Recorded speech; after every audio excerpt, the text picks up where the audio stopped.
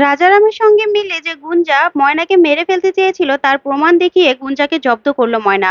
হ্যাঁ বন্ধুরা, এমনটাই দেখা যাবে, তাই সম্পূর্ণ জানতে ভিডিওটিতে লাইক দিয়ে চ্যানেলটি সাবস্ক্রাইব করে দেখতে থাকুন। গল্পের শুরুতে দেখা যাবে রৌদ্র গুঞ্জার বাবাকে বলতে থাকে, ও আচ্ছা, অফিসারকে আপনি আগেই ফোন করে দিয়েছেন তাই তো? তার মানে এতক্ষণ যা করছিলেন সবটাই নাটক। তখনই গুঞ্জার বাবা বলতে থাকে, দেখো, আমি প্রথমে এসেছিলাম, বোঝানোর চেষ্টা করেছি, তাতে কাজ হয়নি, তাই অফিসারকে ডাকতে হলো। তখনই রৌদ্রের বাবাকে বলতে থাকে, বাবা দেখেছো তো, আমি আমি কেন এই বিয়েটা করতে রাজি হইনি? কারণ এখনো ওরা নাটক করছে, এমন ভাবে নাটক করছিল যেন ওরা কিছু জানেই না, ওরা না জেনে এখানে এসেছে। দেখতে পাচ্ছো, ওরা পুলিশ নিয়ে এসেছে। তখনই রৌদ্রের বাবা অবাক হয়ে তাকিয়ে থাকে। তখনই রৌদ্র বলতে থাকে, তুমি বলেছিলে না গুঞ্জা পাল্টে গেছে? না, গুঞ্জা একদমই পাল্টায়নি। তখন এই কথাতেই অবাক হয়ে যায় গুঞ্জা। তখন রৌদ্র বলতে থাকে, না, আমি এই বিয়েটা কিছুতেই করতে পারবো না। তখনই অফিসার বলতে থাকে, তার মানে আপনি স্বীকার করছেন যে আপনি বিয়েটা করবেন না? তখন রৌদ্র বলতে থাকে, হ্যাঁ অফিসার, আমি এই বিয়েটা কিছুতেই করতে পারবো না। তখন অফিসার বলতে থাকে, তাহলে তো আপনাকে আমাদেরকে থানায় তুলে নিয়ে যেতেই হবে। তখন রৌদ্র বলতে থাকে, সেটা আপনারা নিয়ে যেতেই পারেন, কিন্তু আমি কিছুতেই গুঞ্জাকে বিয়ে করব না।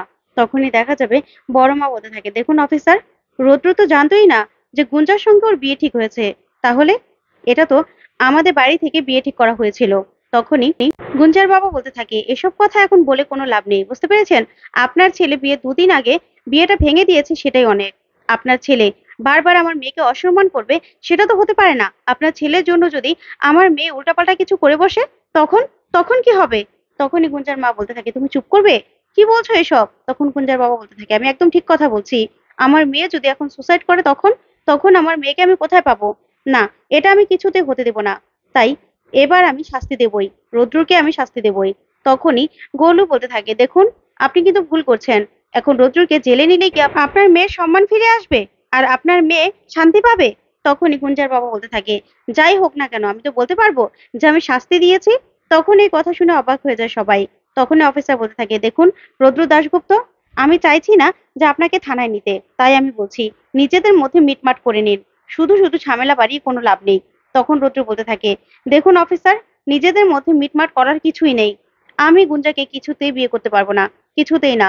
তখন মেজবাবু বলতে থাকে, দেখুন অফিসার, আমি একজন উকিল, তাই আপনি এভাবে রৌদ্রকে ধরে নিয়ে যেতে পারেন না। তখন গুঞ্জা বলতে থাকে, ও আচ্ছা, এখন নিজের ভাইয়ের ছেলের জন্য এখন উকিল ও ওকালতিটাও এখানে চলে এসেছে? না না, কিছুতেই এসব আমি মেনে নেব না। তখনই গুঞ্জার মা বলতে থাকে, গুঞ্জা তুই চুপ করবি? তখন গুঞ্জা বলতে থাকে, কেন মা, অনেক তো আমি চুপ করেছিলাম, এখন আমি কিছুতেই চুপ করে থাকবো না, কিছুতেই না। রৌদ্রকে আমাকে বিয়ে করতেই হবে, বিয়ে করতেই হবে, না হলে বারবার আমার মনটা কেন ভাঙবে রৌদ্র, কেন ভাঙবে?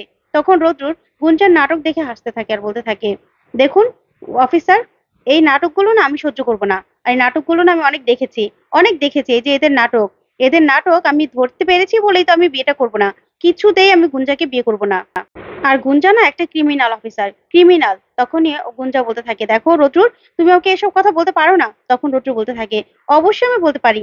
আপনি জানেন অফিসার, ও আমার আগের স্ত্রী, তাকে মেরে ফেলার চেষ্টা করেছিল, তাকে মেরে ফেলতে পর্যন্ত চেয়েছিল। তারপরে আবার তাকে সরানোর জন্য কত ষড়যন্ত্র করেছে। তখন অফিসার বলতে থাকে, দেখুন, তখন তো আপনারা এফআইআর করেননি, তাহলে আর পুরনো কথা এখন তুলে কি হবে? তখন রুদ্র বলতে থাকে, আচ্ছা, সেটা না হয় নাই তুললাম, কিন্তু 1 বছর আগে এই গুঞ্জার সঙ্গে আমার বিয়ে হওয়ার কথা ছিল। আমাদের পরিবার, আমরা সবাই সেখানে উপস্থিত ছিলাম, কিন্তু আমাদের রেখে গুঞ্জা আরেকটা ছেলের সঙ্গে চলে গিয়েছিল। সেটা সেটা কি হবে? তখনই গুঞ্জা এসে বলতে থাকে, রুদ্র, তুমি আমাকে ভুল ভাবছো, তুমি আমাকে ভুল ভাবছো। আসলে শ্রেয়াস আমাকে ভুলিয়ে নিয়ে গিয়েছিল। তখনই রৌদ্রের মা বলতে থাকে, গুঞ্জা, এটার কোনো তোমার কাছে প্রমাণ আছে? তুমি তো একা বলছো, আর এখানে আমরা এতগুলো মানুষ বলছি যে রৌদ্র বিয়ের ব্যাপারে কিছুই জানতো না।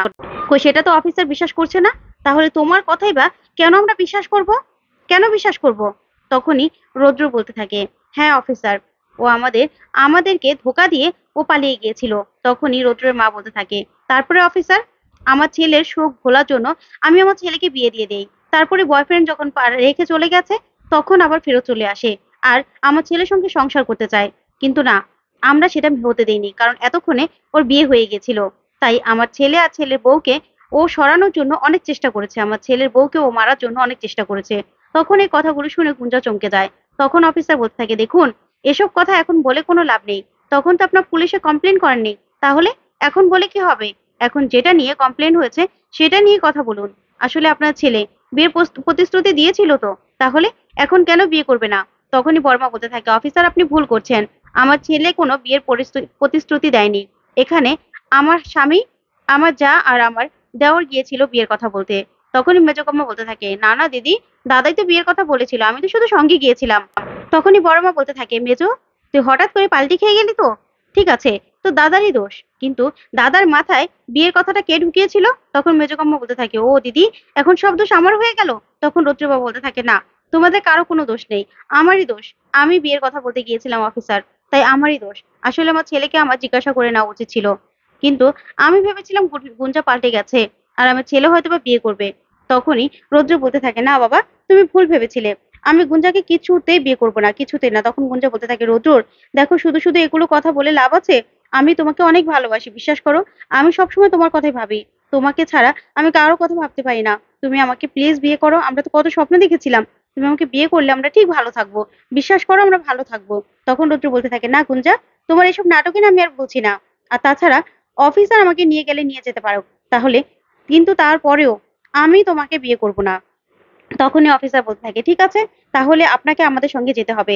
তখনই ময়না এসে বলতে থাকে, না না ডাক্তারবাবু, কোথাও যাবো না। তখনই ময়নাকে দেখে সবাই চমকে যায়। তখন রৌদ্রবাবু বলতে থাকে, তুই তুই কেন এখানে এসেছিস?